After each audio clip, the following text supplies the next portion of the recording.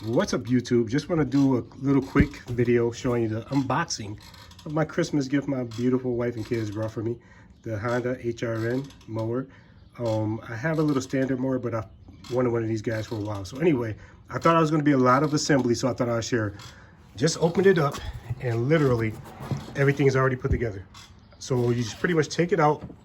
You're going to flip back the bar, and that oil, you're going to use the whole bottle of oil because it comes like pre-measured already, and that's it. Just really simple instructions for those who, like myself, were wondering how it's going to be put together.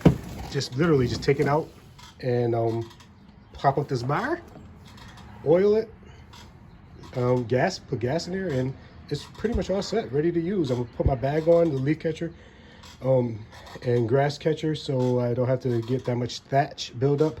Sometimes I'll do let it go, but anyway, hope that helps. If you have a little bit of wondering about, once you get your new mower, how to put it together easy simple, just pull back the bar, add the oil, gas it, you're all set.